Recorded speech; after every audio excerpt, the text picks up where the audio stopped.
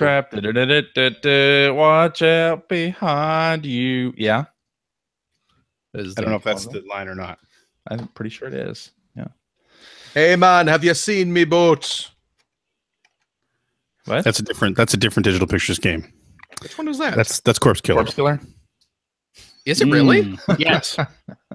Corpse Killer was one of the few that quarterback actually, if I remember correctly, came out on like the Sega CD32X, didn't it? Yes, it did. Nice. It did. And so did Night Trap. Night Trap did. Too. Oh, okay. Okay. All right. Let's do it. Hello and welcome to episode 566 of the Player One podcast for Tuesday, September 12th, 2017. I'm your host, Chris Johnston. With me, as always, from Canada, Mr. Greg Seward. Hello. Hi. How you doing? You know who else was in Canada this weekend? Who? Chris Baker. Friend of the show? Friend of the show, Seabake. That's right. Oh, Yeah. Oh, Was Seabake. I was he hoping in- you were going to say the writer of Wired magazine. The other. Well, I mean, he might be in Canada too. I don't know. Could But be. yeah, our very own Chris Baker. He and his lovely wife were here in beautiful Nova Scotia, and we went out and had dinner with them last night. Poutine? yeah? No, we did not have poutine. No, poutine. Donaires? Nope. There was lobster. There was Oh, there was fish. There was there were hamburgers. Okay. It was good. That works. What does a Seabake eat? And one Arnold Palmer, Oh, not the golf or the drink. he was there. Yes. Wow. Yeah, no, it was cool. Nice. We only got to see him for a couple hours, but it was cool to hang out. Haven't seen him since I think late last year, early this year. But that was the first time I'd seen him in ages. So That was yeah, GDC. Yeah. Yeah. Wow. Well, there you GDC go. time. That's right, it was Awesome. huge. And joining me from the great state of Washington, Mr. Phil Theobald. Hello. Yo, how you doing? Your computer is unexploded now. I got a new computer. All right. My new computer arrived, and I have it all configured. The first thing I did, Was download Audacity and Google Hangouts so that you could record this First- podcast, right? was torrent Porn. some pornographs. Well, Yeah, I mean, naturally. You know, I luckily had a bunch backed up, but Mm. you know, you lose a little when you have a big crash like that. But then I That's got what she to said. Audacity and Hangouts, Yeah. Dropbox. YouTube's. Oh, yeah. I Yeah, the downloaded important things. I downloaded the Google, Uh-huh. Yeah. and yeah. Hey, how close are you to the danger zone there, buddy? So, yeah. just down the highway. We got some inclement weather happening here in the south. You may have heard Hurricane Irma is coming up the coast of Florida right now, and now into a Alabama hurricane. and in Georgia. We're gonna get. I think they said we have a tropical storm warning right now, so Oh, yeah? for overnight and into tomorrow. So that'll be fun. But I mean, most importantly, it's not going to affect your editing of the podcast, Oh, right? of course not. Of course No. not. Thank No. God. Otherwise, one of us would have to do it. I And know. by one of us, I mean me. Yeah. Yes. I should be doing it. Ethan will edit And it. we're not going to trust Ethan to do it. So No. Shouldn't do that. That's it's right. crazy. Yeah, we got I got family who was on the coast of Georgia and Florida who drove up here, and now Are of course the storm is coming directly here. Did they come up there specifically to seek refuge? Yes, Oh wow. that's right. So that'll be fun tomorrow. We'll see how that goes. I got everything charged up, so I've got the Switch and 3DS and Oh good. The iPad. important stuff. Yeah. the Yeah. life-giving stuff. Yeah. Why do you charge up something that has some good games to play? Ooh. I said 3DS. Oh, okay. Oh. and Jeez. Switch. Yeah, Harsh. so I'll charge up the Vita too, just as a backup. There you Of go. course. Of Because course. there's Yeah. at least that's another one or two games worth playing too. So That's right. Or 200 or so. You know. I can Are continue there on 200 my... games worth worth playing? Seriously? No. There are Come 200 on. games that I thought was worth spending money on. yeah, but that's you. Well, That's the rantings of a crazy man, though. Call of Duty Declassified. Good I Lord. mean, come on. oh Lord. Dead or Oh, Alive Lord. Extreme 3. That voice you hear ranting about Vita games from the great Yeah. state of California, Mr. Ethan Einhorn. Hello. Hello, and I've needed this time. I've needed time to bond with friends because my son and I just went through something traumatic. I've been reading him Batman and Robin from the New 52, and his very favorite character, Damian Wayne, just got killed, murdered. Oh my gosh. And it Yikes. actually was deeply upsetting to him. And they do a very serious, like all silent comic that has Batman going through grief. And so we had to rush out and get to the Robin Reborn graphic novel to get past the whole year's worth of trying to resuscitate Robin. So, yeah, nicer to be here. A year's worth of trying to resuscitate Robin? That feels like it's well past the date that he would be okay. Is it just 12 issues of him doing chest compressions? Well, we have a Breathe, damn it, breathe. The artist also died.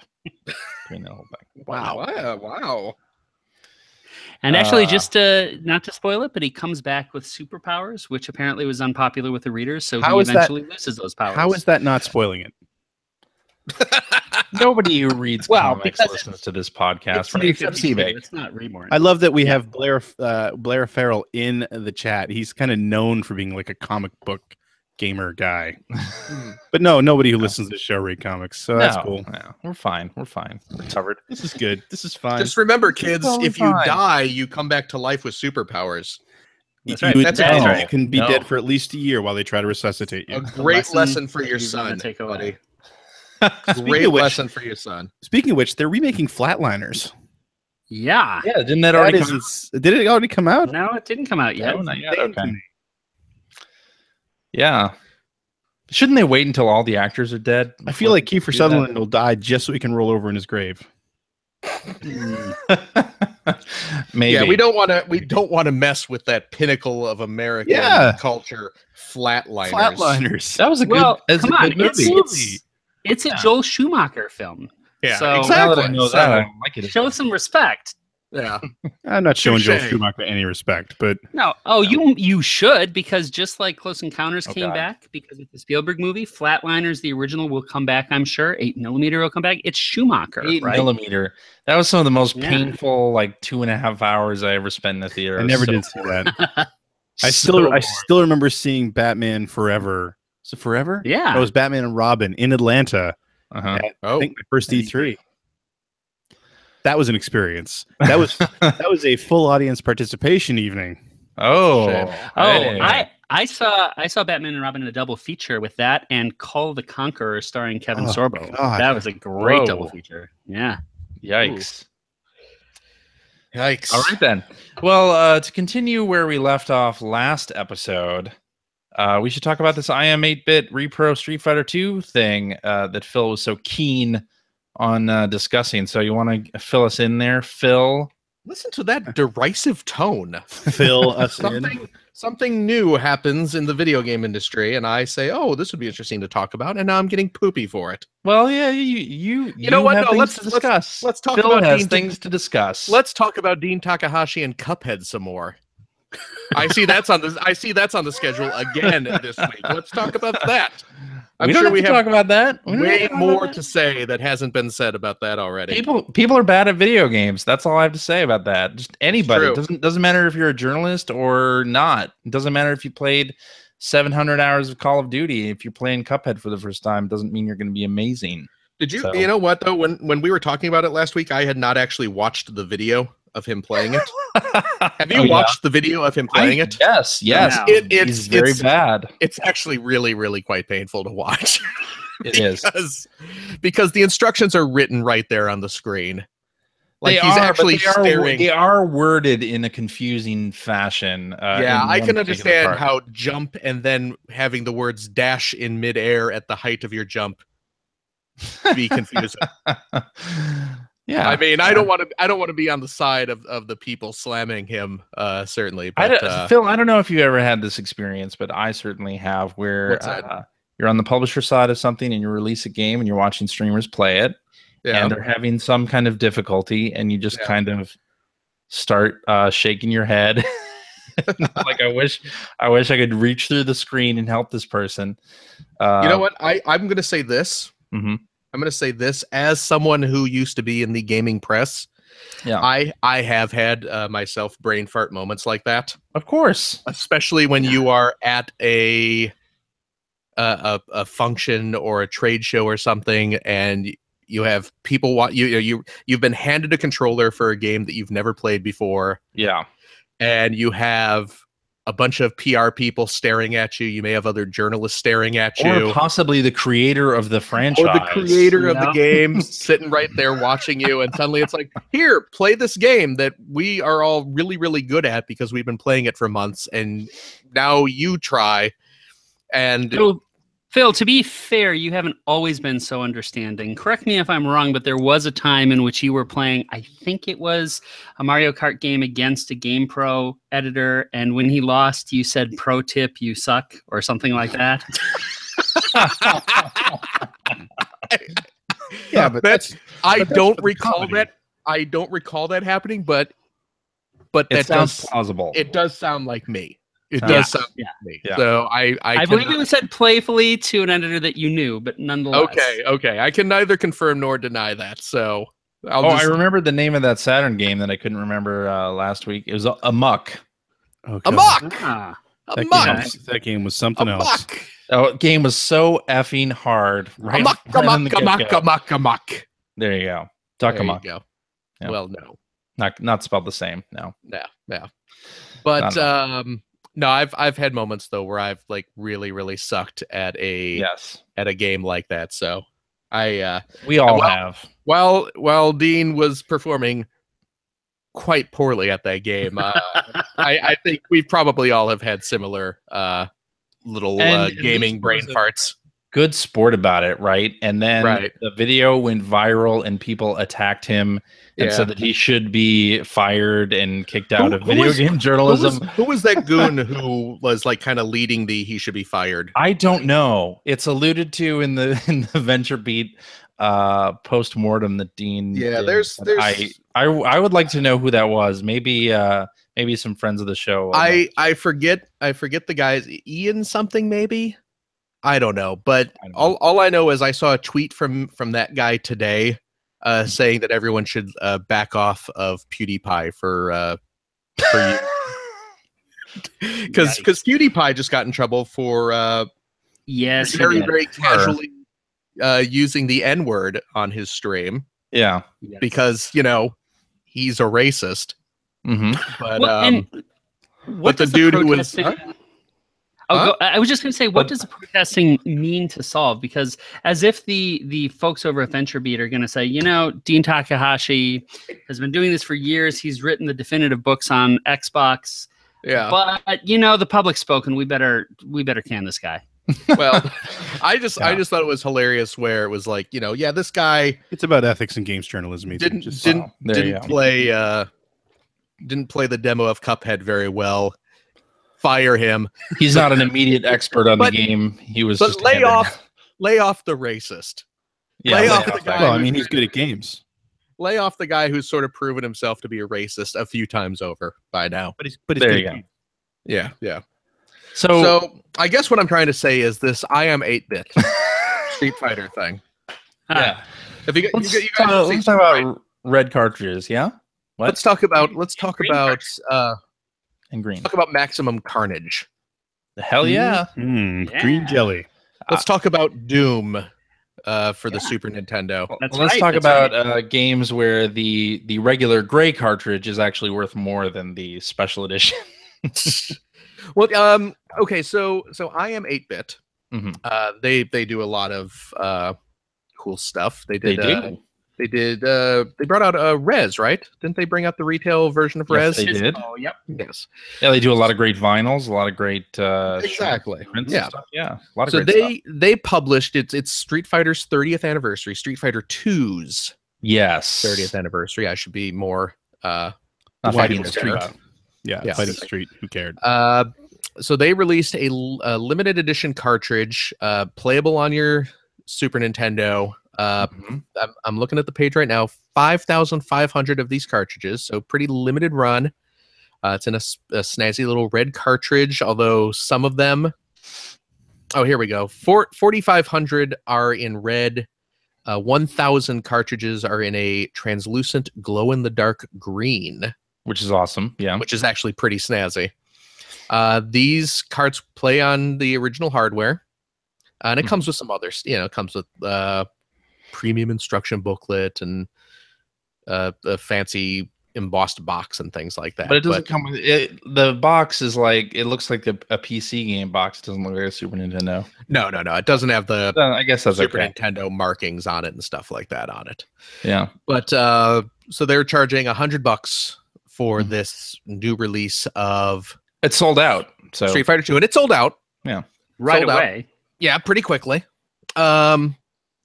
And there's a nice little warning down at the bottom of the page, which is not what I'm. That's what everyone was kind of making fun of. But That's very overblown, I think. The warning: use of this reproduction cartridge may cause the SNES console to overheat or catch fire.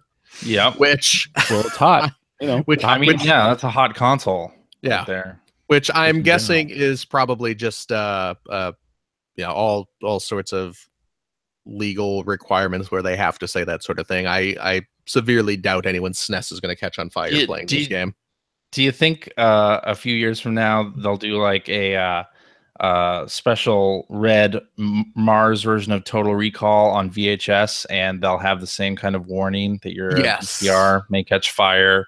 Yes. On playing this who copy. the hell has a working VCR anymore? I don't. I haven't had one in a long time.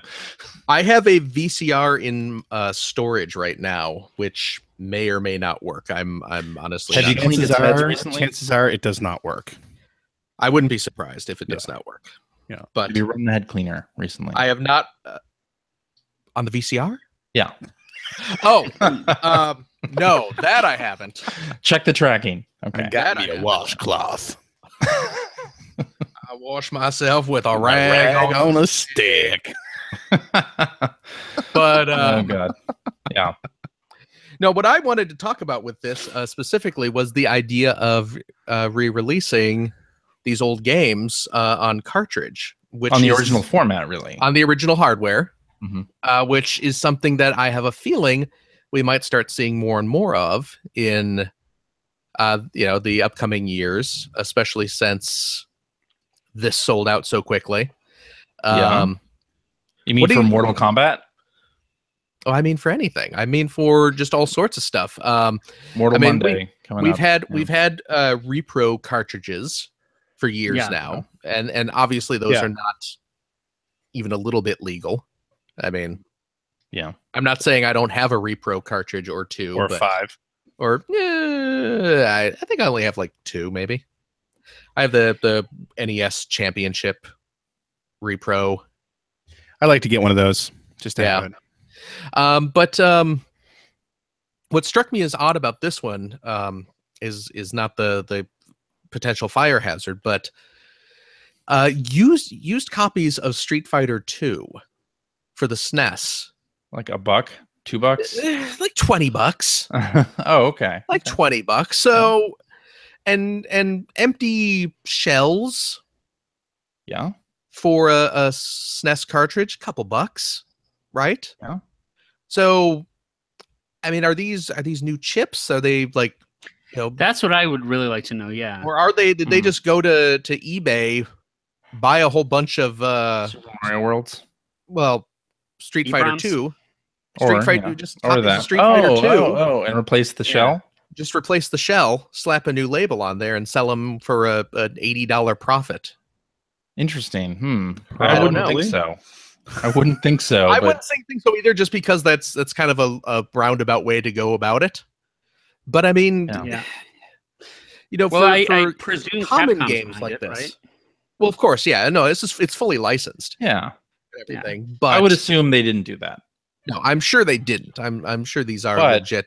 Any but- company that wants to do that with the NES can just do some Duck Hunt and right, just pick those up for cheap. right. Swap out, anything I mean, it's $100 for a copy of Street Fighter 2 for the SNES is stupid overpriced. I don't care how red the cartridge is. but if Yeah, you're I a really was- big fan of Street Fighter 2, I think it,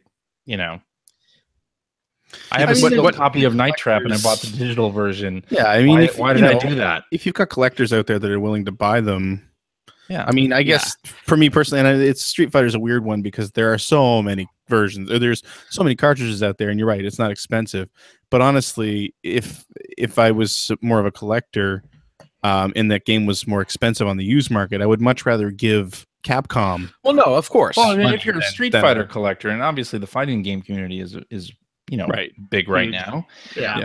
and a lot of people buy things to collect them. I mean, why do you think But the- steelbooks are such a popular? Well, see, the Night Trap thing, though, the Night Trap is not really a good analogy because, Night Trap, you're not buying that game to play on the Sega CD.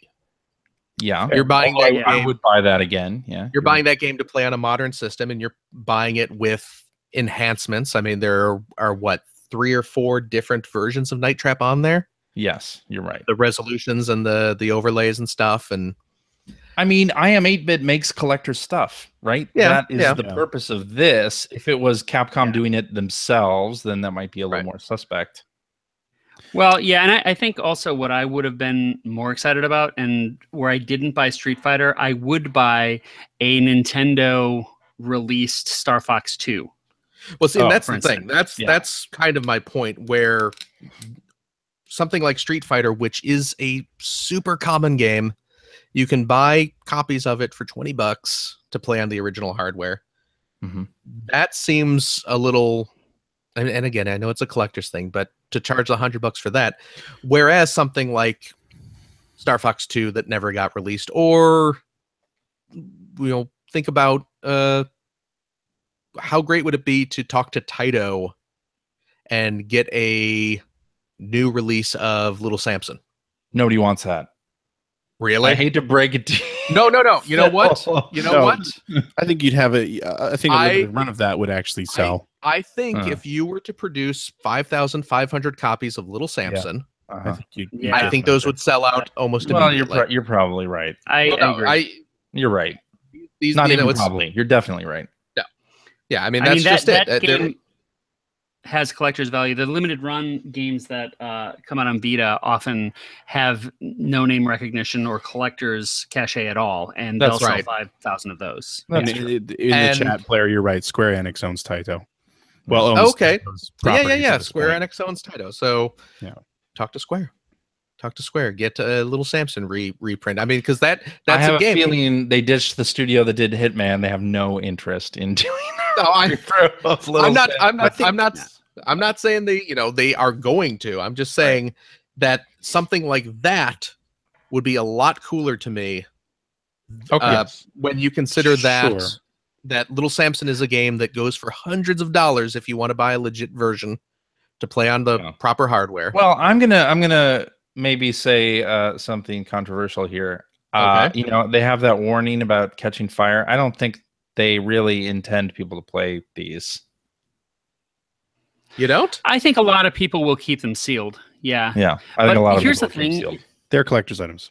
Yeah, yeah. you can't really look at the price of any kind of collector's item, I think, and reasonably say, well, it's a good value or it's not. But if you're going to make that argument, I see what Phil's saying, especially when you look at, say, the release of the SNES Classic, which, by the way, does have Street Fighter 2 Turbo in it, Yes, the best Right. version. Yeah. and and 20 more games, including Star Fox 2, and 2 controllers, and that is less expensive than the cartridge. Yeah. For Street Fighter 2. It's something that they expect people to get and put in a case somewhere, on a shelf somewhere.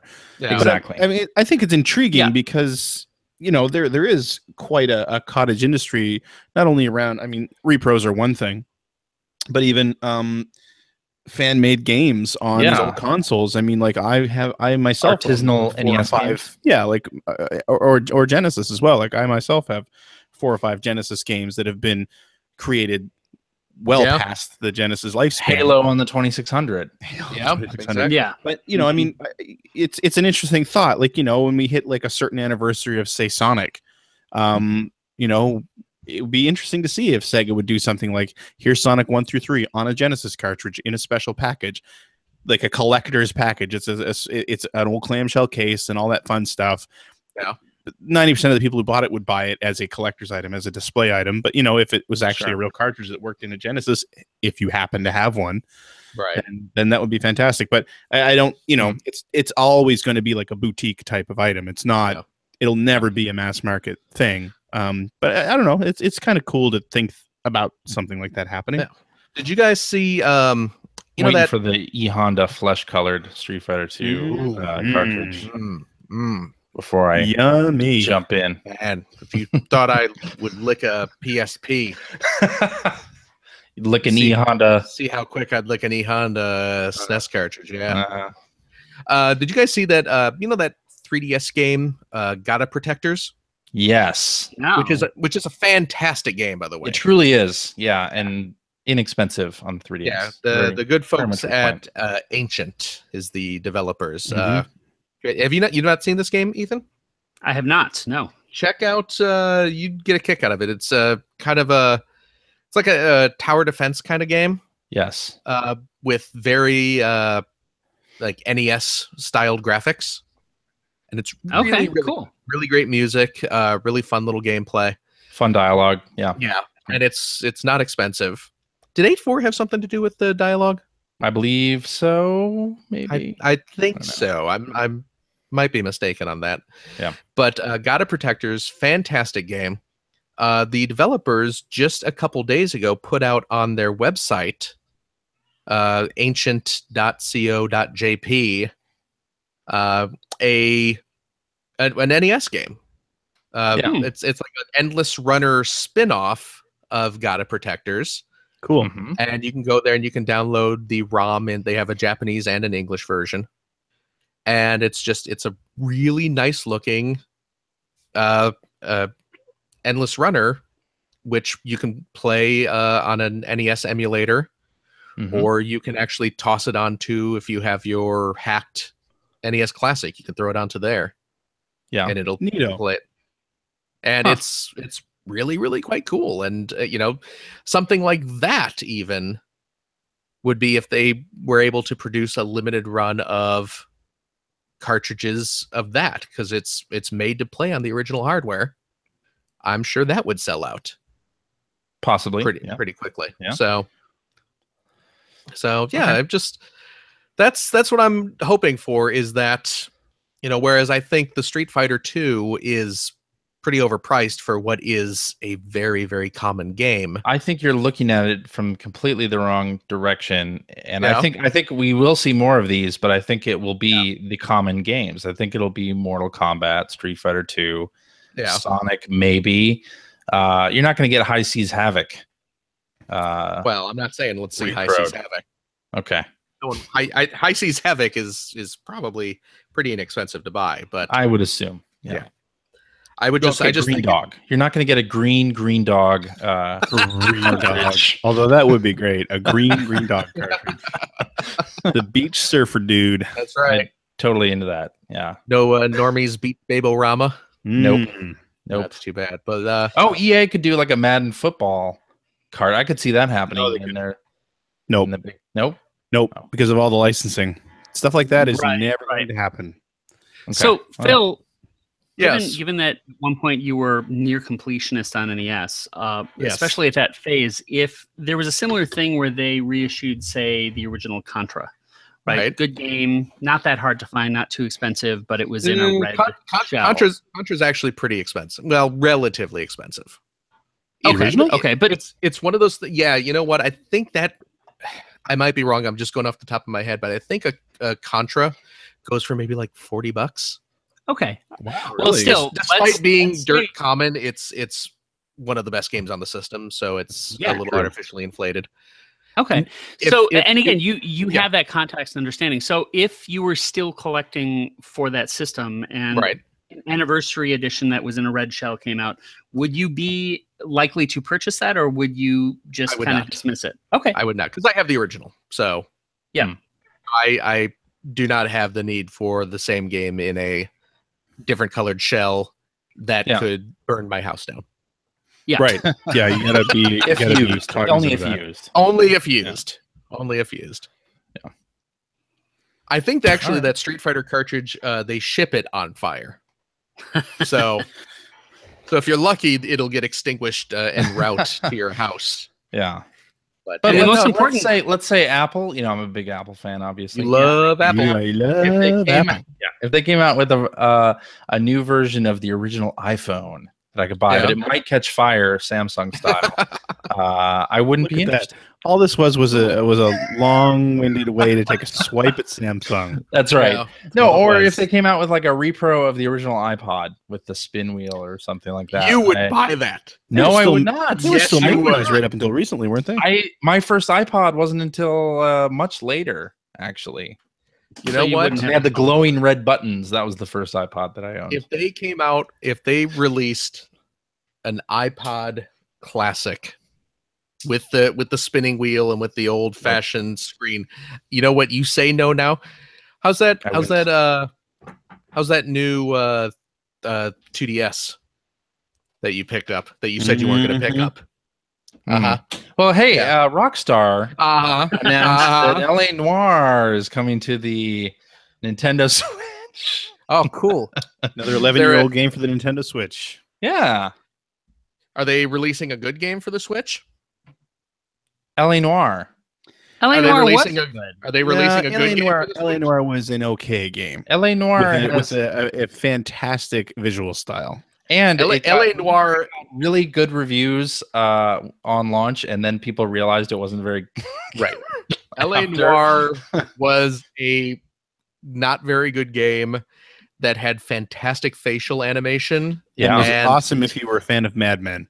and Sarcasm terrible body animation. So you had these Oh, yeah. beautiful looking heads atop horrid marionette puppets. Well, you have the GIF of the main character falling down the stairs that pops up on internet forums all the time, right? That was. I remember. I wanted. Oh man, LA Noire. I loved everything about it except the game itself. Yeah, I know, right? Yeah, it was Like it ended up being so disappointing. the interrogation system was so cool to read about, like on paper and see Yes. some of the videos of, and then you get into the game, Until you actually And use it. you try to like go easy on the perp or whatever, and it ends up like Yeah, I know, yelling right? at them or something. It's like, no, I said go easy. Yeah, your main character had some major impulse control problems when it came to interrogation. And Sorry. that's a good point. I wonder if they're going to tune any of No, that they because are. I Of remember course not. You know they're not. No, Come well, on. you can't say of course not, but Yes, you can. No, because oftentimes if something comes back, Rayman next week as an example, they change tune and add things. That was Ubisoft. Yeah, but Rayman is much fresher in that it's been remade about a dozen times now. Yeah. They've had Sure. their hands on that code over and over and over again. I mean, Yeah. I mean, maybe they will. Yeah. I don't know, but yeah. I know do they I should do understand what you're saying. It was the interrogation stuff was frustrating to me because Oh, I yeah. often just couldn't understand the tells. Oh, And then- and what was the other thing? Well, the other thing was if you tried to like jump ahead in the investigation of something and go somewhere you knew you should be going before you actually did all the sequenced You parts. didn't know it until your character knew it. Right, you weren't you weren't allowed to go there until your character knew about the thing. Yeah. So I do Yeah. remember also that it had the BioShock problem of you could pick up anything in the environment, but 95% of the things that you could pick up were meaningless, just fully rendered objects that you could look at, but didn't I have don't any remember that. purpose. I would remember I that. would love for them to take another real crack at something in that, like, just that era. Like the setting in that game was so awesome. yeah. That's I wanted to love it so badly, and I ended up playing through it, but it was not a good game. No. But it got reviewed really well. Of course it It did. was super impressive the first time you saw it. Yeah. Maybe you played Good it black scores, and or is it going to get well. Rockstar scores? Dun dun dun. All right. Hey, Destiny 2 and PlayerUnknown's Battlegrounds hit 1 million concurrent players. That is wild. Yeah. Congratulations, I mean, you guys. that's the thing. Destiny 2, especially having it happen so quickly. I mean, everyone's been talking about PlayerUnknown Battlegrounds and it, selling, what was it, 8 million copies or something Oh, now like they're that. at 10. Now they're at 10. So they're at 10. But Nice. and that's impressive. That's hugely impressive. But then for Destiny 2 to hit that 1 million concurrent the week of launch is Yeah. crazy. It's crazy. Yeah. And it's not my cup of tea. I know, CJ, you picked it up, but it sure has been dominating Twitter if you are a gamer. It has been, and people are pissed off at Luke Smith for making shaders part of loot boxes or whatever. Yeah, that seems insane to me. I mean, he responded to it and he said they give out shaders like candy or like water at the end of the end game. So after you've gotten to level 20, after you've finished the game part, the story part, they apparently like give you shaders for everything. So you shouldn't be you shouldn't have a lack of shaders to use on your character to make your outfits look cool, is what the deal is. Anyway. Yeah. Well, and I have seen Destiny 2 personally as just kind of one of the key demarcations of my getting older, because it used to be that any game that was universally hyped and got great reviews, I would run out and buy. And this one, and this is to say nothing negative against it, because I don't have any ill feelings towards it, but I'm more excited about Knack 2, honestly, and I didn't buy Knack 2 yet, but I would buy that before Destiny 2. I'm out of the loop, I think, in terms of like wanting every single big title that comes out. Well, this is also a game that wants you to pump a ton of time into it, right? Yeah. Like it's basically an MMO shooter. And they're going to be giving you more stuff to play and more content down the line, and that's not your bag. And I totally can understand that. That, it's hardly my bag. I wasn't even sure if I was going to pick up Destiny 2, but I ended up doing it anyway. I blame Shane Bettenhausen. But the game, it's really fun. It kind of feels like PSO for shooters. In a lot of ways. I love the shooting in the original Destiny. That was some of the most fun I had. Just the guns feel really good. The vehicle controls felt good in the original. Apparently you don't get a Sparrow until late in the game in Destiny 2, late in the story. But yeah, it has a lot more story than the original Destiny. So if you are interested in a Bungie single-player shooter story, you could probably pick up Destiny 2 and have a lot of fun with it up to level 20 and when the end game stuff happens on there, because it is pretty good. I have been playing through that. Okay, so it does give you something that is the equivalent of like a solo campaign, because I know like Lawbreakers doesn't and other games. It gives you a solo campaign, yes. And as I mentioned to you on Twitter, Ethan, the microtransaction store does not even open until you are at level 20, until you finish the game. So you can have basically a microtransaction free experience up to that point, and that's interesting. Choose if you want to do that or not. Is Phil doing some kind of construction project there? I am. I assume he's building some Lego stuff while we're talking, right? Is that building a Mega Man Nendoroid? That's very nice. Is it that much to ask that you can wait like another hour before you? I'm gonna have to edit out all that clicking and you can edit it out. Package opening. It'll give you something to do. Yeah. While you're waiting for the storm to arrive. Yeah.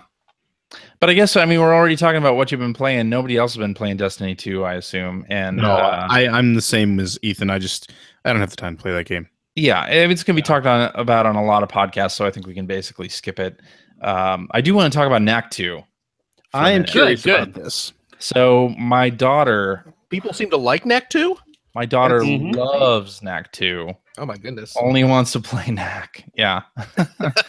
And drew a picture, and we were out to dinner, and she drew a picture on the kids menu of Sonic me and her playing Knack. No, it was Knack. She put a 2 on the page to signify that it was Knack 2. Let me ask you this, CJ. Yeah.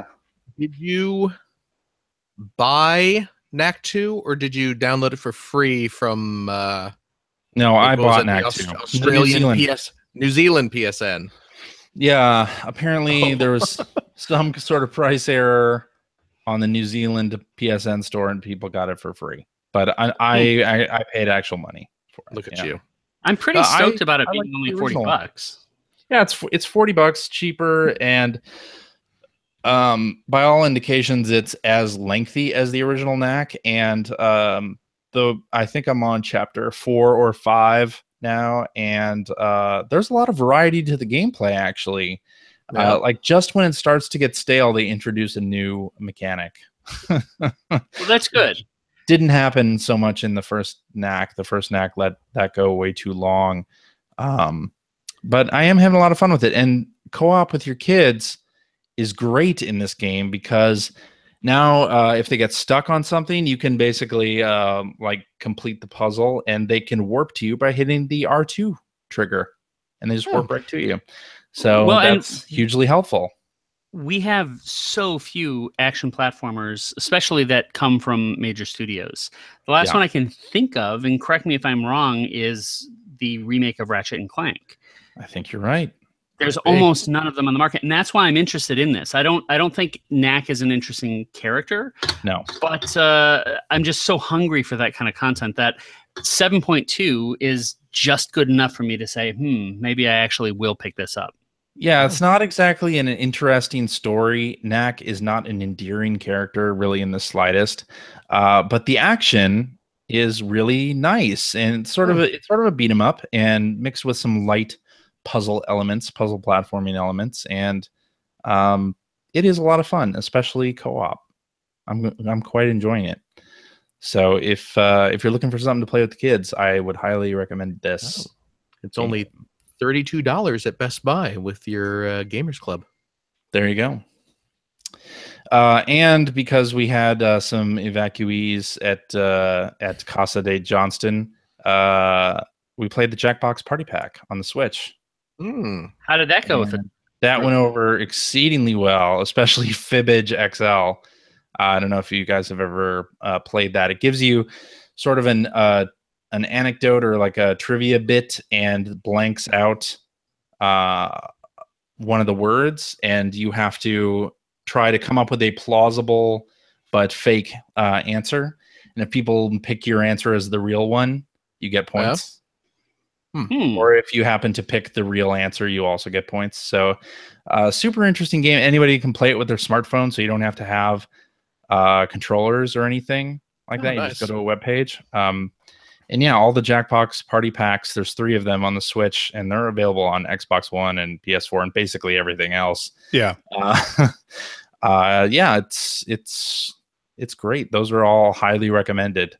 The only problem is that the Switch goes to sleep because it's not getting any controller input during play, so you have to keep a controller around. Oh my god! To flick the analog stick. Oh boy! Because the screen will dim after 5 minutes of inactivity or something. Of course it will. But it's a great game. Anyway, that's pretty much all I've been playing. Greg, what do you got? I finally got my copy of F1 2017. And sorry, I'm back. I'm away from my microphone here. I'm sorry. But one thing I did want to do is actually call out. Well, I'll just use Hacker Alias on Twitter. Arai108.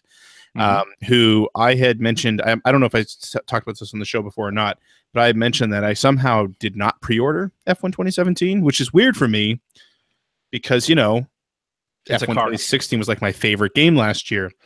So I had mentioned on Twitter that, oh man, I forgot to pre-order, and it just kind of sucked because I didn't save the $20.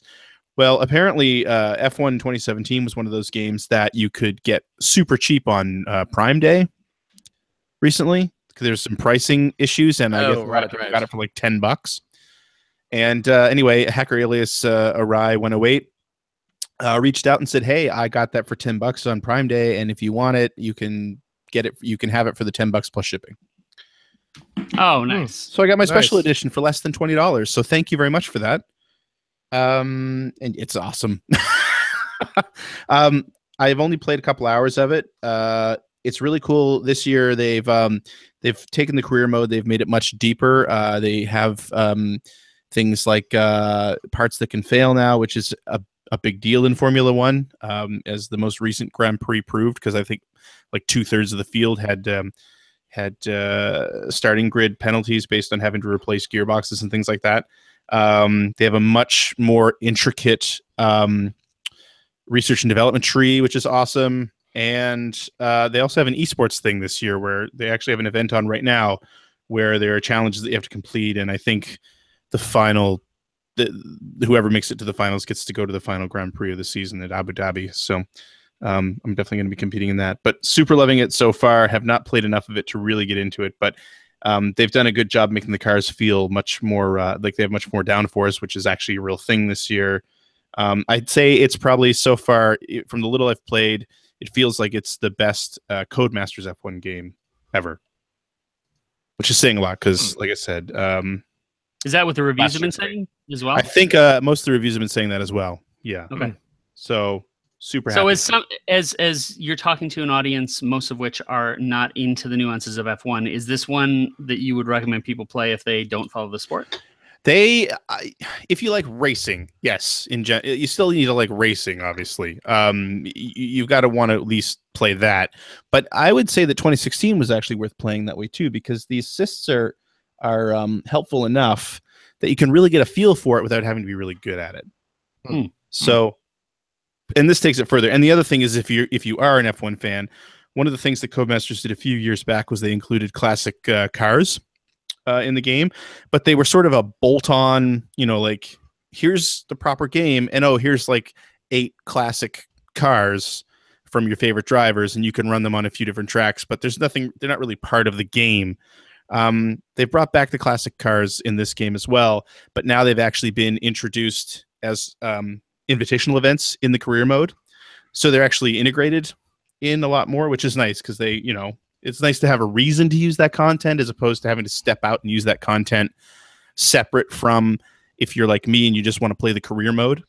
And the other thing they've added too is if you want some more substance without having to do career mode, which means for each race weekend, running practice and running qualifying and then running the full race and things like that, they've created different championships that are much shorter, that have a bunch of interesting rules involved. Like they have inverted fields where if you're the lead, you're leading in the points, then you actually start at the back of the grid on each subsequent race. They actually work your way to the front on like a 5-lap race and things like that. Or they have sprint races and endurance races, and it's easily the most full-featured F1 game from Codemasters, but it feels really great. Like I'm super happy with what I've played so far. So I'll definitely be diving in more to that. And it has remote play, just so you know, Ethan. Huh. Is it good? A little icon on that. I don't know. I would never use that crap. I'm just saying it's there. All right. And then the other game that I've been playing this week is my copy of Night Trap finally arrived. Yay! Boom. And I really love in this how they have the different screen layouts. Yes. Because for anybody nice. who doesn't realize, like, Night Trap was re-released multiple times. And they have, all the different layouts. There was the first Sega CD version. There was the second Sega CD version that also had the 32X, and the 3DO had a similar layout. There was the PC version, and then they have the update here. I love the fact that they use like full video thumbnails to choose each room now. So it actually makes the game a little easier to play. Because I think you mentioned this before, CJ, that you can notice that something's happening in one of the rooms now and switch there rather than just randomly switching around to different idle thumbnails, hoping for the best. So loving, I think that all the extra content they have in there is great, but they've locked it all behind crazy requirements. Like playing a perfect game, that's not an easy thing to do unless you could use a FAQ, I guess. But sit down with the FAQ. No, I don't want to do that though, because that turns it into a 20-minute experience, But it was cool. I mean, I'm really happy with it. It looks great. It's fun to see. Like the intro now is not the old Sega CD intro. It looks like it's actually the old Nemo intro, the Hasbro system that the game was originally created for that never actually came out. Right. So the whole intro is completely different than what was on the Sega CD or 3DO or PC versions back in the day. So that's kind of cool. And I know it's got a couple other of previously cut scenes in it as well. So yeah, I'm super excited to play it. And I think I'm not going to touch an FAQ. I think I will actually work my way through this by creating a list of augers to trap at different times. There's 100 of them. I know. So I'm gonna give that a shot. I might even turn that into like a streaming thing. We'll build that list. And Nice. yeah. I No, but cheated. I know it's so easy to do that at this point. But no, it's a really great package. They did a great job. Truly. Great job with it. I'm super happy. So that's what I've been playing this week. All right, Phil. Yes. What do you got for us? Been playing a little Everybody's Golf. Which Yeah, is I played some of that as well. It It's is a fun. game. That is Yeah. super fun. Haven't done any online stuff with it yet. I've just been kind of messing around with it here. Yeah. Playing, having fun. So, honestly, I've been just kind of killing time waiting for this week because I should be getting tomorrow my collector's edition version of Ease 8, Nice. which I'm way excited about. So, Great. yeah. So all this golf is just biding my time. But it's I a get perfect these way to beautiful bide your E's. time. Oh, it's a great game. Everybody's Golf is fantastic. So The thing that I love about it is I rarely sit down to just play Everybody's Golf, but if I have only 15 minutes, I'll pop it Yes. on. Or if I finished a big session of a much larger, more intense game, it's nice to just kind of ease off the rest of the night with just one round of Everyone's Golf. Yeah. As a finisher. yes. Play through 9 holes. Yeah, it's like 20 minutes worth of time. Mm-hmm. Very Yeah, and they even relaxing. tell you, right? They give you an estimated time. Yeah. This will take you this long. It's true. Yeah, that's it All for right, me. That's it. All right. Yeah. Ethan, you got a long list here, buddy. Yeah, and I'll keep it short. But Okay. the big one that I want to talk about is that I did finish the first playthrough of Nier Automata. Near what? Automata. There you go. No. So I noticed you still spelled it wrong, so I was curious if you're going to say it right. Near So- Aonuma. yeah, my feelings on it are very, very mixed. It's a very interesting story with interesting characters. The music is absolutely terrific. The navigation still was a chore for me. The fighting is something that I didn't feel scaled in complexity, and you can buy basically an unlimited number of life refills that once you set your character up properly will automatically trigger. So you don't have to even eat the power-ups. They just continue to refill your life bar. So you do get to a certain point where it's just often battles of attrition. Now, I do understand that you can play the game on difficult, which makes it where one shot kills you. And so you can set it up so that it's not designed to be so easy. But, just playing through here, it didn't feel like it had much intensity from a gameplay standpoint. And that combined with the navigation challenges meant that while I was compelled enough to get to the end and see what happened, and even last night play for another hour just to see how it starts in the second playthrough mode, which I won't spoil here for anyone who hasn't done it, but it does something really unique and is definitely worth at least an evening of trying a second playthrough just to see what happens. It's adds some new things, but it's still enough of the same content to make it so that I think I'm going to say I'm done with it and trade that in along with Uncharted Lost Legacy tomorrow to get the $40 I need for an Act 2. There you go. But That's pronounced Knack too. Knack, yeah. There's a K there. I don't know if you saw it or not. I'm glad I played it. I'm glad I finished it. It is better than most games that come out, but to me, it's not a Game of the Year contender. Though I do expect, given the reviews and the commentary that followed its release, we'll see a lot of people say that. Surely will, yeah. So, yeah, I mean, I guess simply said, if you play it and you don't end up falling in love with it, you're not the only one. And I was surprised because I saw almost no reviews that were even middling. It was pretty much universally adored. So, did play that. Got to the start of World 3 on Mario and Rabbids, so I've still been really enjoying that. I have really cooled off on that game.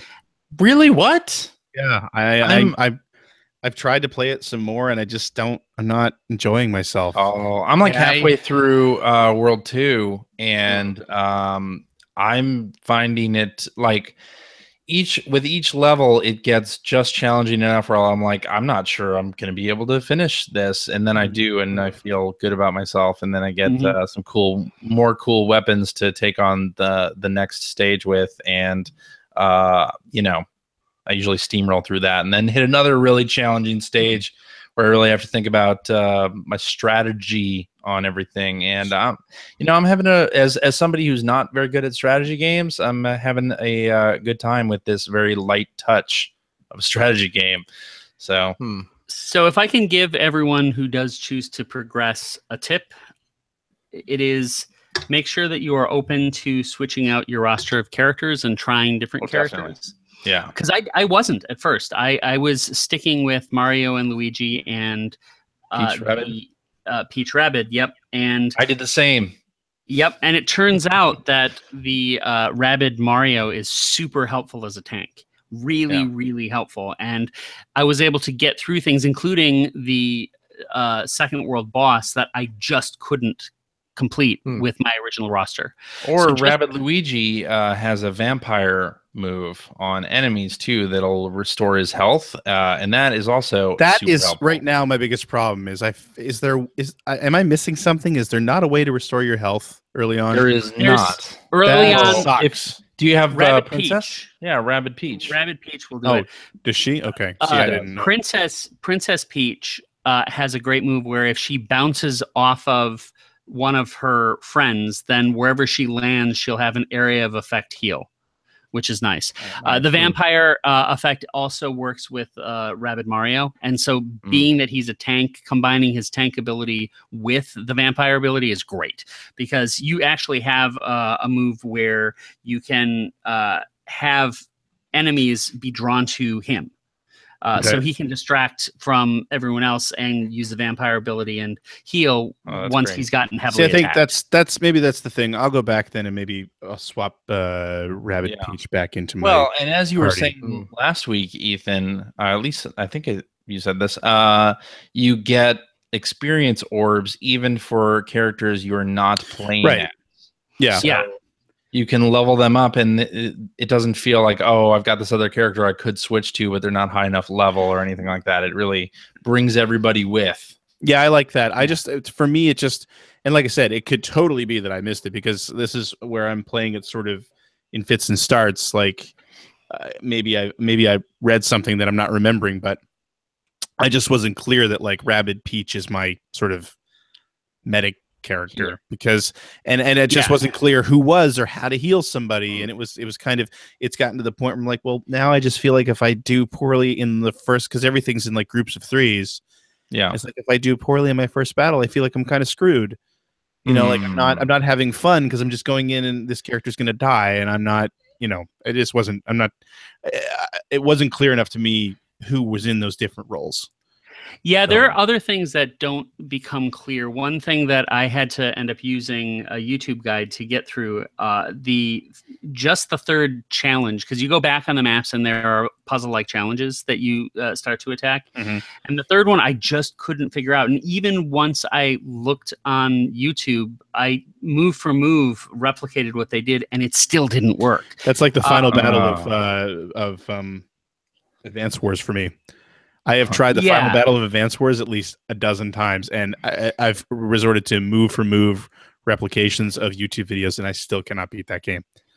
Yeah, and when it's turn-based, that's particularly frustrating. I was able ultimately to do it by doing a little bit differently, but one thing that did become clear when I was watching that is that I was just choosing whatever the most powerful weapon was without much consideration for what the effects are.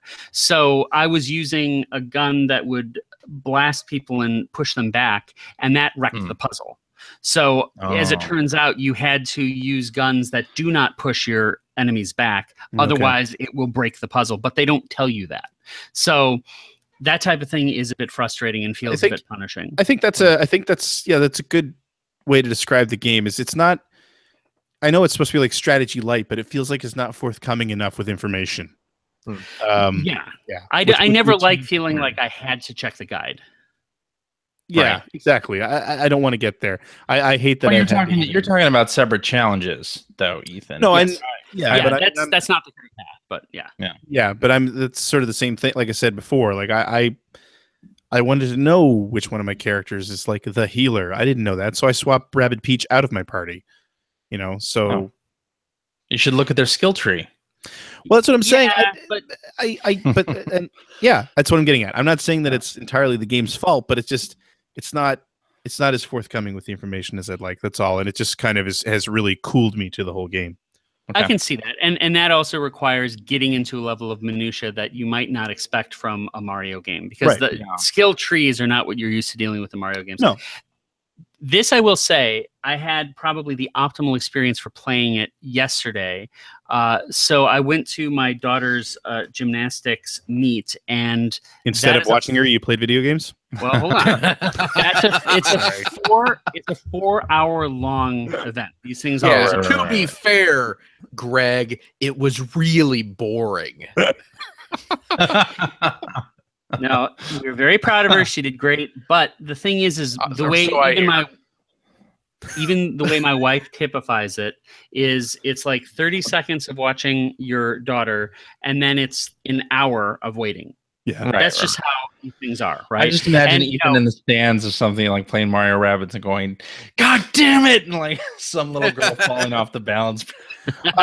No, and I know you're right, Ethan. But that's like for me as a parent, that's one of my pet peeves. Like going to like my kids' like swim lessons as an example, and I'll sit there and there are like 24 parents in the pool, and there might be 2 of them that are actually looking out at their children in the pool. Right. The rest of them have their heads down or on their phones, and that really, really annoys the hell out of me.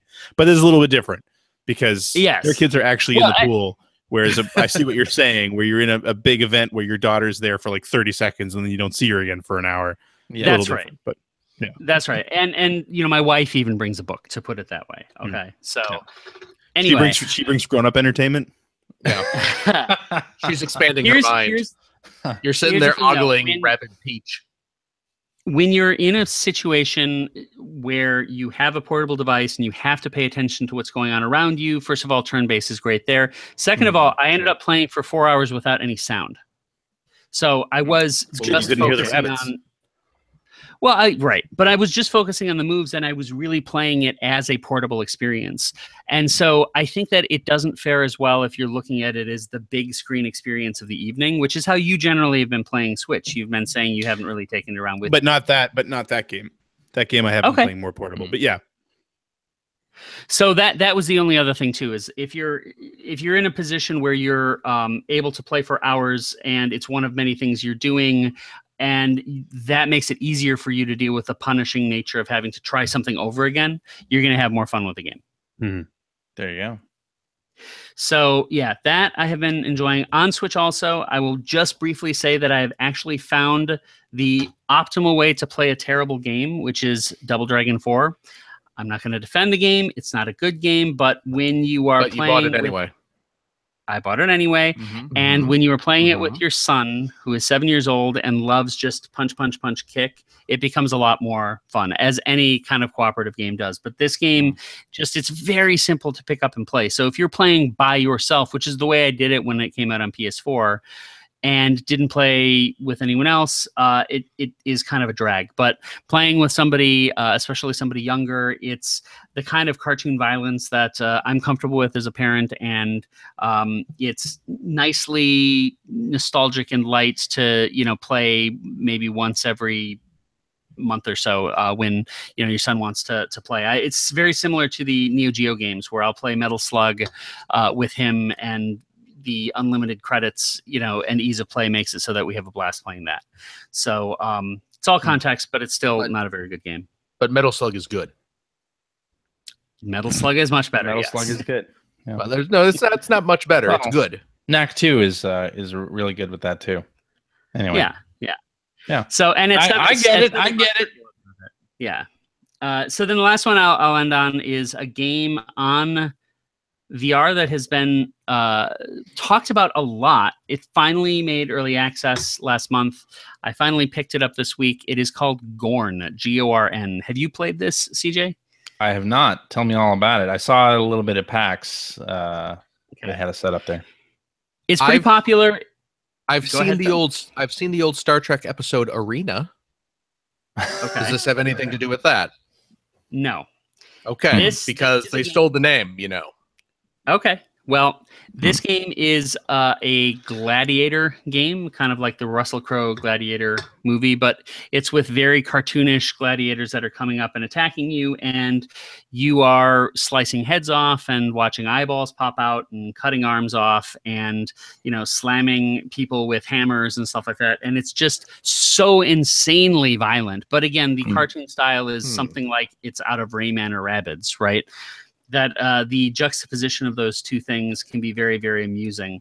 You got to be careful when you play it because it's a lot of swinging your arms around, and I almost destroyed a lighthouse doing it. I actually knocked the lighthouse stand. Wait. You mean the Vive Lighthouse? Yes. Yeah, the sensor is Oh, called a okay. lighthouse. For those, Yeah, Oh, sorry. I should have not not clarified. like your wife's precious paper mache lighthouse You were- collection. I No. just thought Ethan was out on the beach playing this and on a No. rocky precipice overlooking the ocean. No. Okay. No, we have the stands up that are just kind of like lighting stands, and I knocked it over, and my wife bravely jumped up and grabbed it before it hit the ground. So, which is good because those each cost $174 to repair. But you know, it's very, very immersive. It's very simple, but it's experiences like that make you say, okay, this is really something that can't be done elsewhere. You need more than just the gimmick of it's fun to cut people into little pieces, but it's nice to do something that again can't be done in other mediums. And overall, I've just been spending a lot more time in VR. I also jumped into Altspace and played that kind of social VR stuff for a while and had a great time. So yeah, I am happy to have it set up again. But that's what I've been focused on this week. Cool. Nice. All right. Should we do some tweets? Sure. Tweet. All right. We're going to start off with an email from What? hacker alias Zulu Niner, who An says actual electronic mail? an electronic Zulu Nanner. Niner. Zulu Niner. Yeah. He says, first, a bit of background. I'm in my 40s and have been actively gaming. Old. Actively gaming since the early 80s in one form or another. I am now exclusively a console gamer. Having owned every iteration of PlayStation and Xbox to date, I have never personally owned a Nintendo console. I always went to my friends' houses. Weird. That said, That's weird. Yeah. yeah, that's kind of weird, huh? I now want to buy a Switch for my two girls, ages 4.5 and 9.5, for this holiday season. My questions: number one, should I buy it now if I can find one to avoid the rush later, Yes. or wait for the potential Black Friday bundles? No. Get it now. You know, get it now, basically. Yeah. It will Get it not now. drop in price. Any bundle will just be a bundle that's designed to upsell you. That is that's true. That's very true. They have Exactly. no True. incentive to drop the price. It will not No. drop. If you can find it now, do it. And having a 7-year-old and a 10-year-old in my house, I can tell you that they will really, really enjoy it. And you probably will enjoy it a lot more than you think you will also. Exactly. Question two: if I do buy it now, which I think we have all just agreed that you should. I think you should. I think yeah, Mhm. yeah, and they're easier to find now than they will be once Mario Odyssey's out. Oh, I think. yeah. Should I keep it under wraps until the holidays, or just give in to my temptation to play Splatoon 2 and open it immediately, knowing full well wraps. that school is Save about to it. begin for my 9-year-old, and she Save will it. undoubtedly be playing along with me? Save it. I would actually cite a gameplay reason for saving it, because right now, if you pick up Splatoon 2 and you jump in, you're going to be playing with a lot of experienced people. It'll be harder to find matches with new players. But once Christmas hits, the day, true. you a know, good point. That is, the day that you pop that in, you're going to have a ton of new players, and it's going to be the best time to do it. There you go. That If is you, a good point. Can I almost make another recommendation? Get a Pro controller. Well, Yes. that's question number 3. Yes. Having used your Switches for a few months now, what accessories do you feel? Oh God, like- Pro controller. Pro Pro controller controller is is- required. He says Pro controller is already on my list, so there you go. So, and perfect. depends on how spendy you want to be, but I will say firsthand that if you have a second dock, that can be very, very Yes. handy if you want to pop it onto another TV somewhere else in the house. Very And true. for that, it's also very nice to have a second Pro controller. I know that's crazy expensive, but it's just something I have ended up loving. And hey, get a memory card. And Yeah. that too. A big one. A Yeah, big one. it's true. Yes. That is true. All right. Hacker alias Trash Turkey says, what are your favorite games with playable credits? I liked the end of Tatsunoko no Capcom on Wii. Oh, I wonder what did anyone play Tatsunoko? I No, did not. Capcom. I did I not. played it. I didn't finish it. I just played a little bit of it. I Altered don't Beast. know. You could kick the Hmm? credits in Altered Beast. Did you really? Yep. In the Genesis one or the arcade? Genesis one. Really? Mhm. I don't remember that at all. Yeah, I like what they did with Splatoon 2. Don't say it because I haven't beaten that one yet. Okay. I haven't conquered that game tape. Spoilers left and right tonight. The Smash Brothers games have always had playable Yes. credits. Smash Brothers. Those are always were fun. always Yes. Yeah. That's yep. Yeah, one of them was like a space shooter kind of thing, and Yeah. Mhm. yeah, The other, you're fighting. You're trying to knock the letters off. punching the credits and stuff Right. like that. Yeah, I like that. yeah. New Super Mario Brothers 2 had something similar to that. Oh, did it? in Really? the credits, right? Yeah, it was a little like mini game where you're getting coins. Oh, I don't remember that. Anyway, yeah, that was a good one. Cool. Anybody else? I don't remember a lot of games that have playable credits, to be honest. Yeah. Yep. All right. Let's do this one from Hacker Alias Mark's Remark, who says, "What was your most difficult game to review at EGM?" Mm.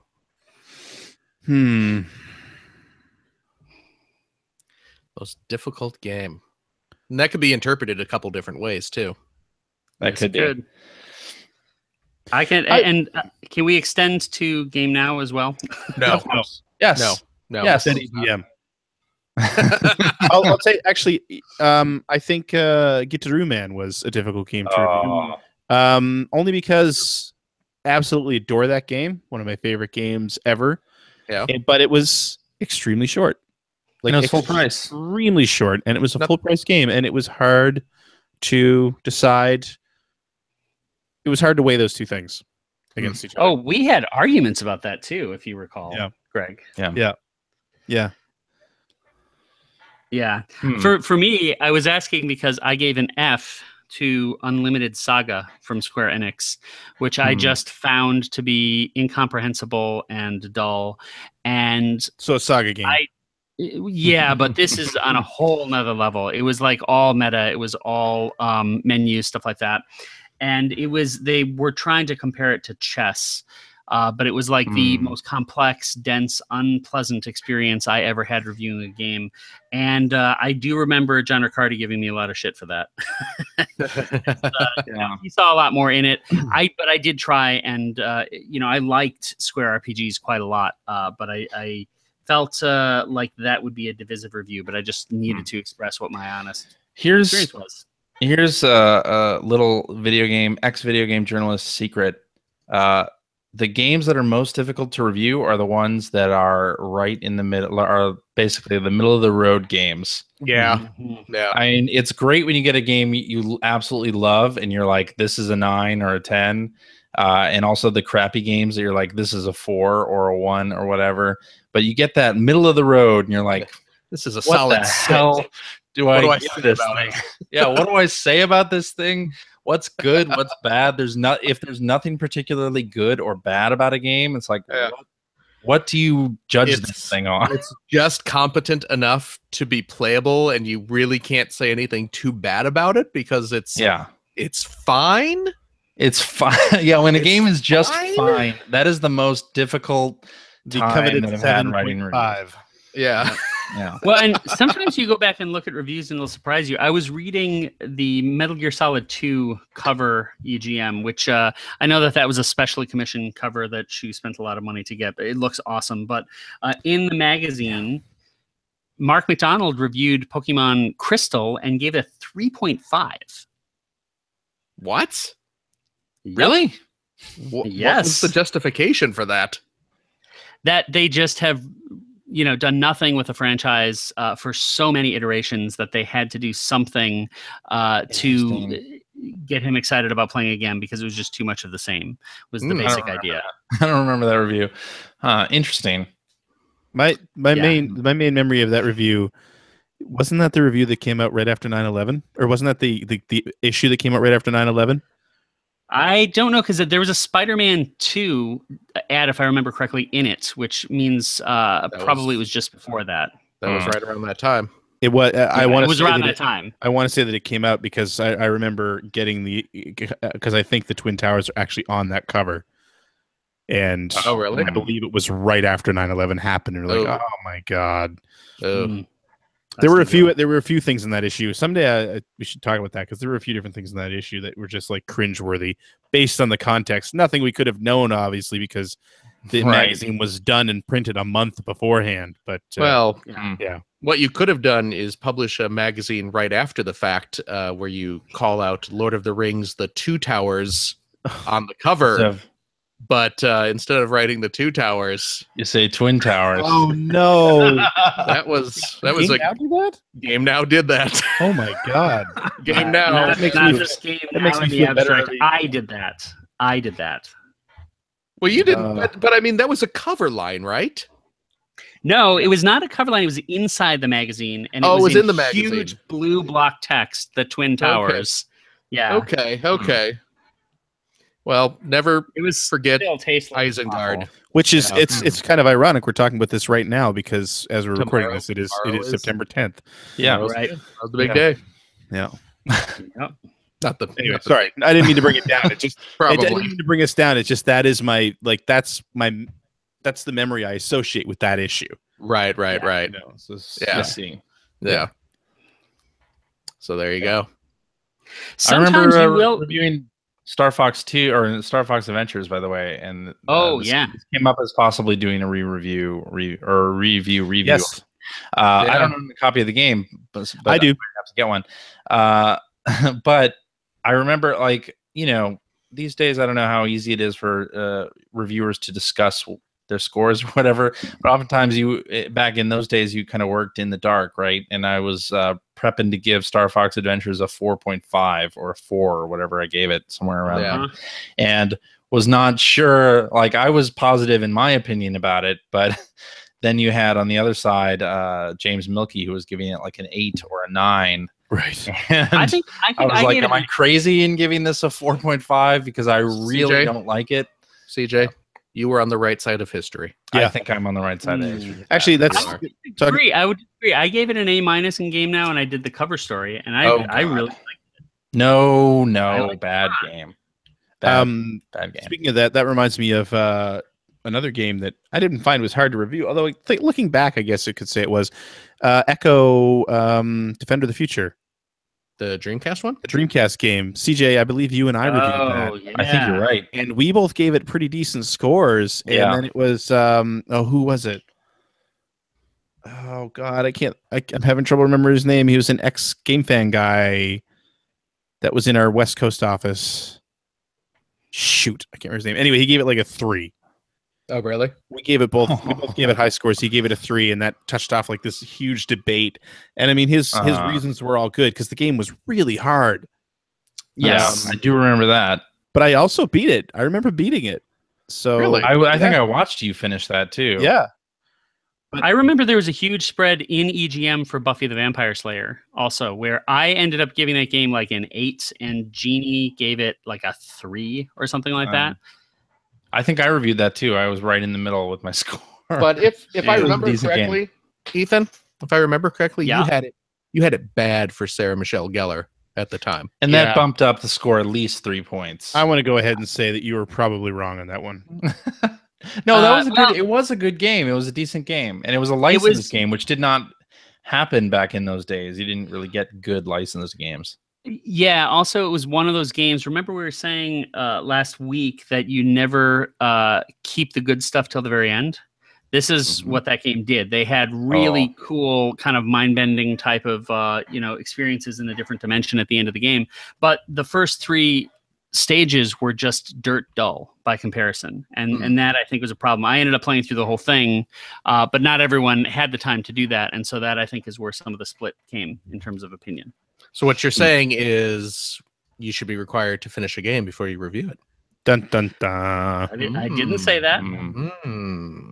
No. As a consumer, before you return this game, you have to finish it because you're not sure if you like it. Right. Well, No, to be clear. Now hold on a second. Can't be sure if you like it. Hold How on many a second. times an episode does Ethan say "to be fair"?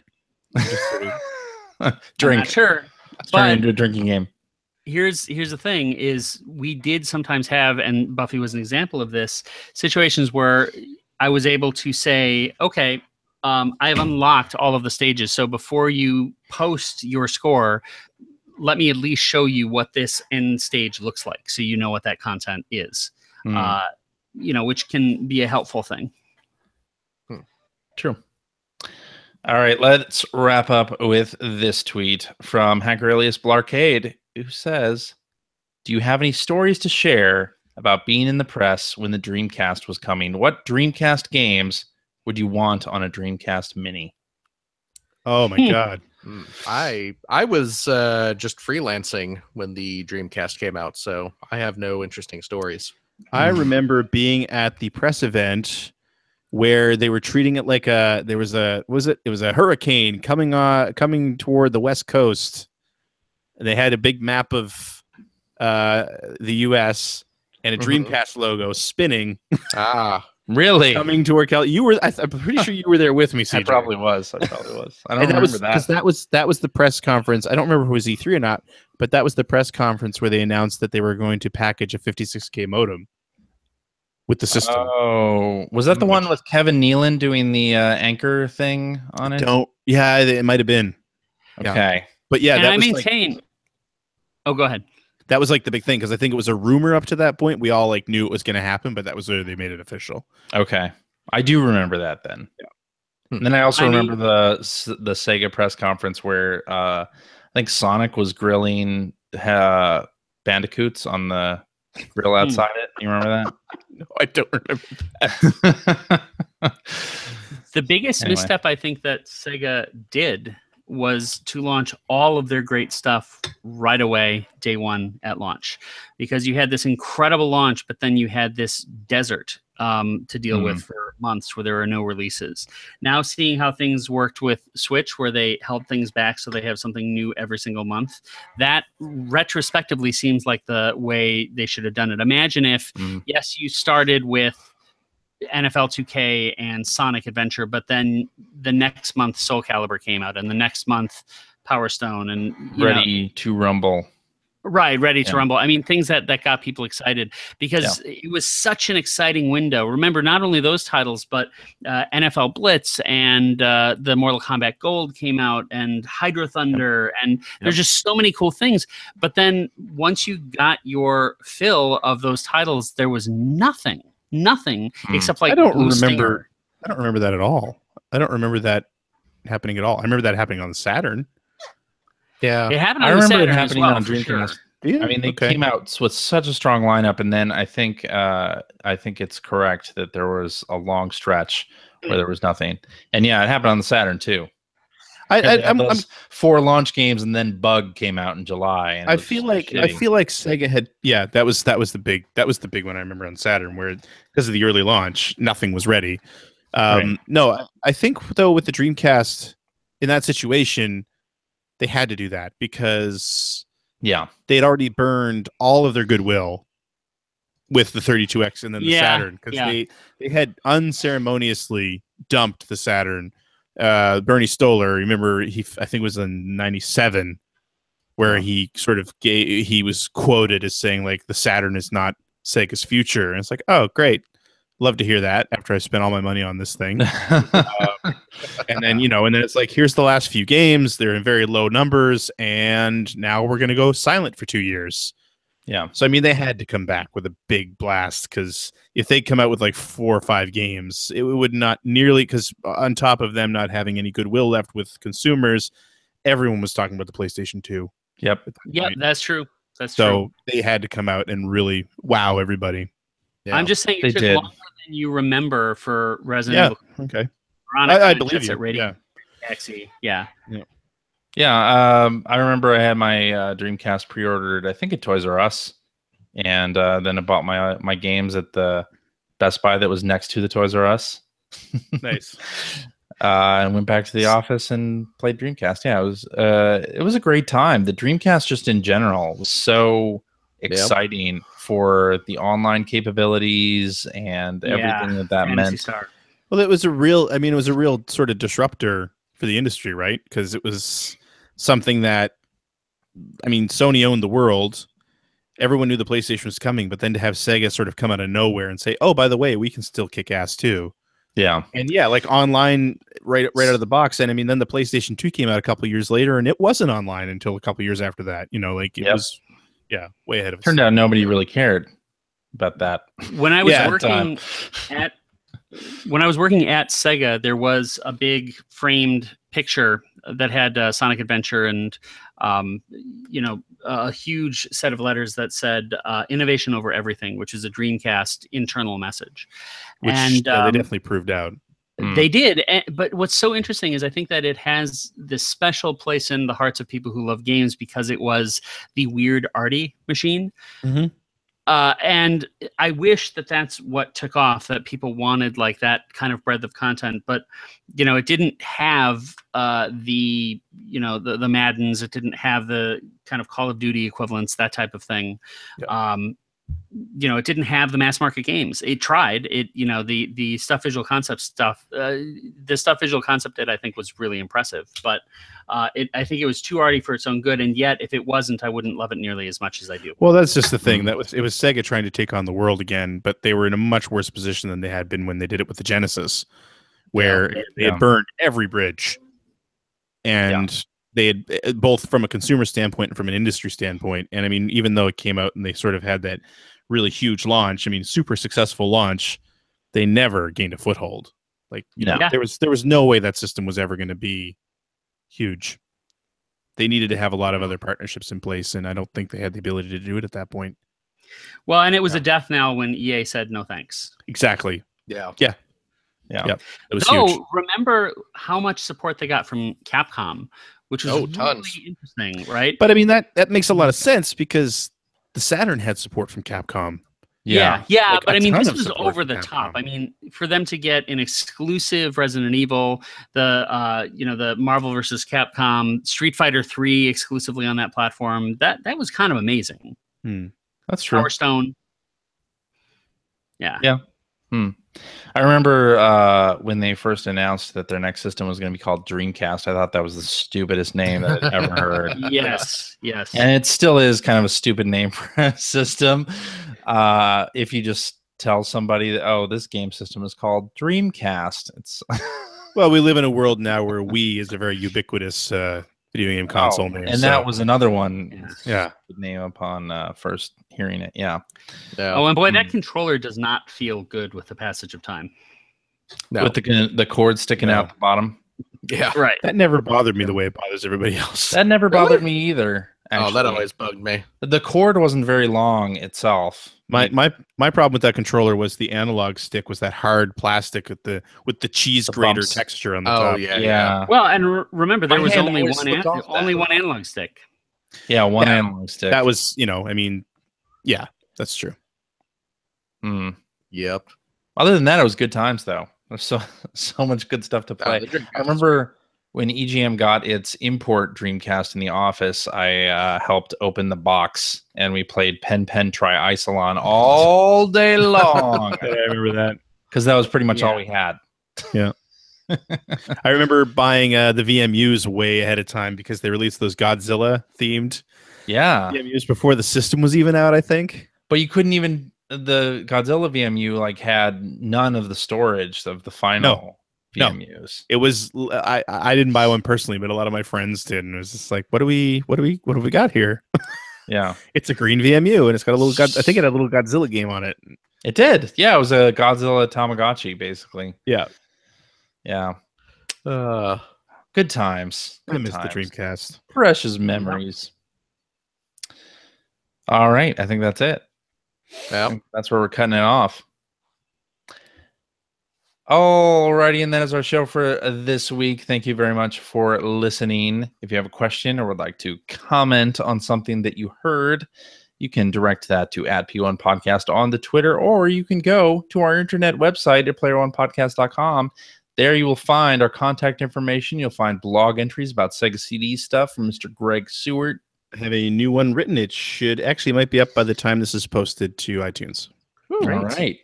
Woohoo! New episodes, Generation 16. I am in the throes of putting video to the VO this week for the next episode. Awesome. You'll find show notes for our episodes with relevant links to the things that we discussed during the show, including a link to ScoopFest 17 information. Yeah. Scoops.com/shop. We're getting in the final throws here. We should really plan something, and I'm not joking. We should really plan. I agree. We should probably do something. I feel like we've waited too long here. It's going to be good. We have like 2 weeks left. We'll have something. We'll have something by then. Probably. Probably. Yeah, it'll be good. It'll be a fun time. Trust me. Oh. You want to go to this. So heyscoops.com/shop. If you use the coupon code baldness, you get 10% off your ticket. That's going to be awesome. It's in Las Vegas, Nevada. Fabulous Las Vegas, Nevada. You can gamble there. It's an unlimited spend cap town. So just go crazy. God. And also, if you're going to drop some money in Vegas, why not on tickets to Scoop Fest? This is what I'm saying. Right. Yeah. Right? Yep. So anyway, yes, that's happening the weekend of September 23rd. You can see us record a show live, and we're doing it noon on the 23rd there at the Space in Las Vegas, Nevada, and it's going to be excellent. And a huge thanks to the Matt and Mattingly's Ice Cream Social guys for inviting us on this to this event. This is going to be fun. We're the openers, warmers. We're warming up the crowd for laughs. Well, we're warming. They'll cry during our show, and then they'll laugh later. Yeah. You guys like to talk about video games? So yeah. We'll be doing that. And there's also a message board at our website where you can discuss this episode with us and our other listeners. Oh, you know what? Before I go into my spiel, yeah, the good folks over at Matt and Mattingly's Ice Cream Social, they have sent us a Steam code. Ho ho ho! There's a new Steam game.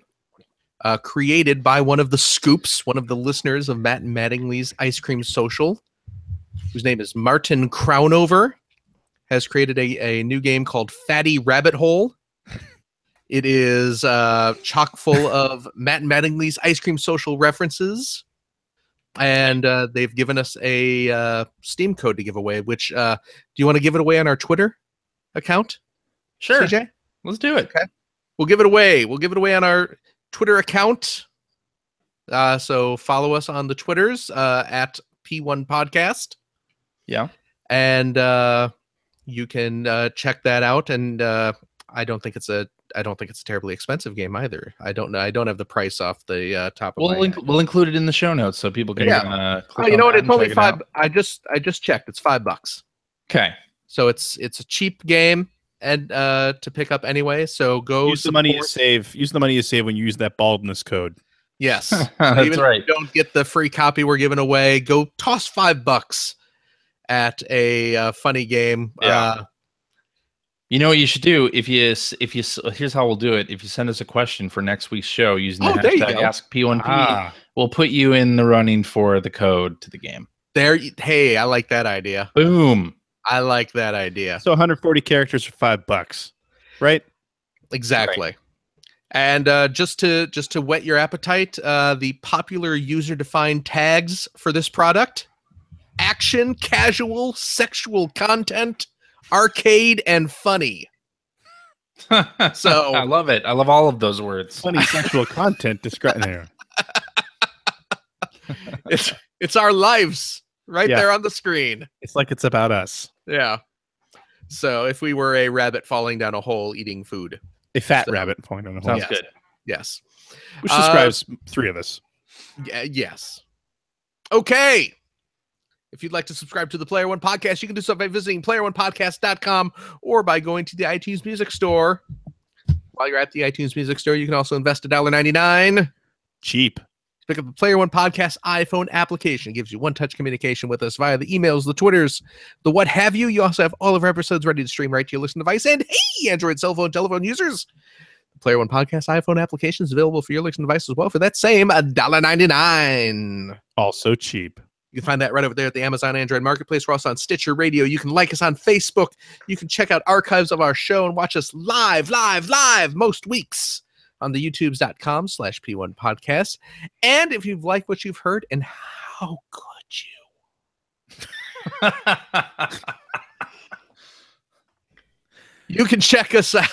You can head over to patreon.com/P1 podcast. Throw a few shekels our way. It keeps CJ awash in fidgets. Well, it keeps Greg awash in fidget spinners. And me too. Oh my gosh. I don't have. I only held mine up because CJ held his up, but I've been playing with this all episode. I actually do have a fidget spinner. I just don't have it here with me.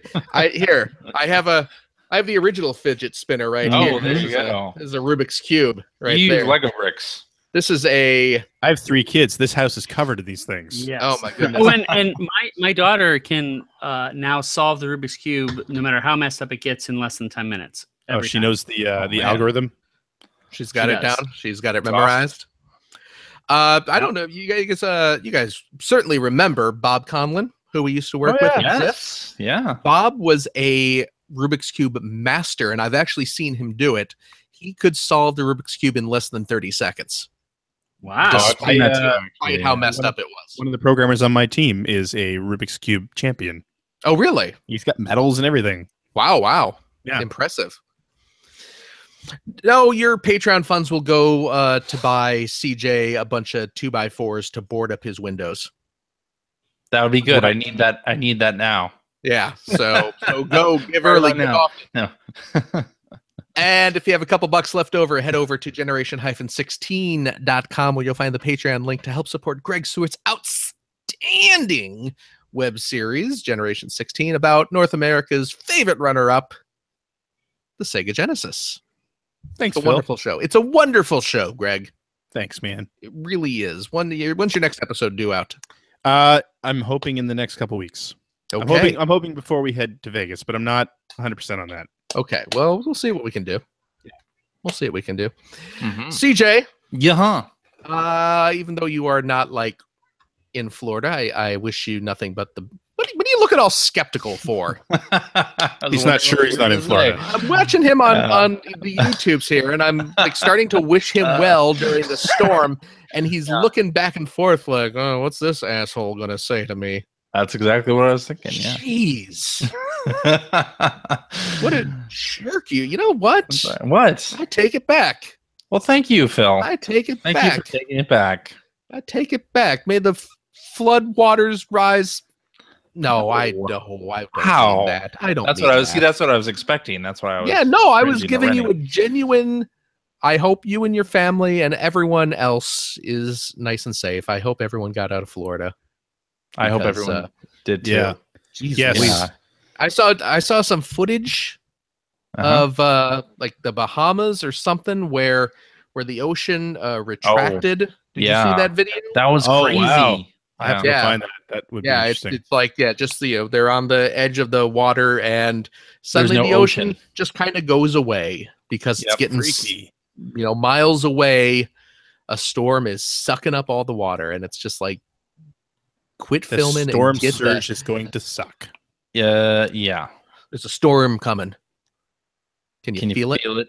Yeah, that's Yeah. right. That recently came out. Actually, even though the Fatal Fury anime movie recently came out on Blu-ray.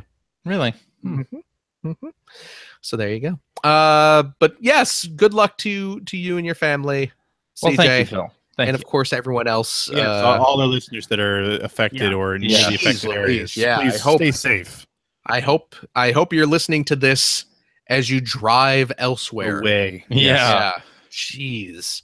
Yeah. Greg. Yo, Thank Phil. you. Thank you. Thanks, Phil, and thank So you much. For what? What did I do? for being such a nice guy and thanking I everybody. didn't do nothing. I didn't do nothing. We want to call out real quick. Remember to check out Twitch TV/Seward. As of this week, we'll be streaming at 9:30 p.m. Eastern, 4 nights a week from Monday through Whoa. Thursday. All right. Teaming up with fellow Extra Lifer out of Ontario, Ryan Bossman. He is going to be streaming on Mondays and Wednesdays. I stream on Tuesdays and Thursdays, and on Thursdays I stream donor and subscriber requests Oh, nice. from my ridiculously stupidly large game collection. So please come check it out. Subscribe if you like. It's actually half price this month. Or donate, even better. Donate to Extra Life and choose a game for me to stream on a Thursday night. Lots to choose from. Nice. I choose the Gotta Protector's new NES game. I don't have that one. Well, it's Well, free actually, to no. download. I was going to say I could download that. Sure. Yeah, free- there you go. Mm. Come make a ROM donation. download. Bill. Well, I am. I'm donating a copy of Night Trap to you. You are. And actually, want to point out, too, just to remind everybody, if you're an Amazon Prime member, you have a free 1-month subscription to any streamer you like on Twitch, and you can use that. The streamer will still get full value for that, but it costs you nothing. Oh, wow. So at that. please. So please many do. ways. So many ways to help out the kids. Mhm. Ethan, Yes, sir. what do you do to help out children? I raise them. There you go. It's fair. Send all your Fair- children fair to comment. Ethan and he'll raise them. There you go, folks. You heard it here. Thank you, Ethan. You are welcome, Phil. Thank you. Who here is going to pick up Metroid this week? I already got it preloaded. Oh, look I'll at you. be grabbing that too. Actually, I think I need to order my new screen for my 3DS finally because Oh, really? Mm, Have you guys listened to Nintendo voice chat? not yet. That one put me on the fence pretty hard on that one. Really? I have been since I heard who the developer was. I've heard a lot I'm of gonna good give it but a not shot. great. Yep. A lot of I get stuck and I can't figure out what to do type of things. And so That's You know Metroid. what? So much Welcome to like Metroid. That's that Metroid. sounds so much like their 3DS version of Castlevania. Mm. so I'm gonna wait. If it's getting just spectacular reviews across the board, sure. But I'm not sold right now. I'm But what picking if- it up. Can I ask you something? What if it gets mediocre reviews, but the three of us say it's really worth playing? That would probably move me to do it as well. Sure. Just curious. Yeah. Yeah. Just because you're such an odd beast, paying attention to reviews and things like that. Yeah. I can't. Yeah. Who's picking up the amiibos? Me. I'm I the got bar? them on pre-order. Yeah, I'll be getting I those amiibos. don't see buying any amiibo anymore. I'll be getting those amiibos. Those are awesome looking amiibos, Yes, though. they are, and that Metroid is squishy. That's so, right. So there you go. Oh man, I just saw on our YouTube chat, Mm-hmm. hacker alias Nameva says the waters of Tampa Bay retracted a few hours ago. Get the hell Right. out of there, people. Stay Jeez. safe. Yeah. Mm. Okay. All We'll see right. everybody next week. Let's do it. Okay. Week Yep. after that, Bye. Vegas. That's right. Okay. Should buy my plane ticket. You bought your plane ticket, right? Yeah, I did. Yeah. Okay, good. Jeez. Scaring me like that. Bye, everybody. Bye, folks. Bye.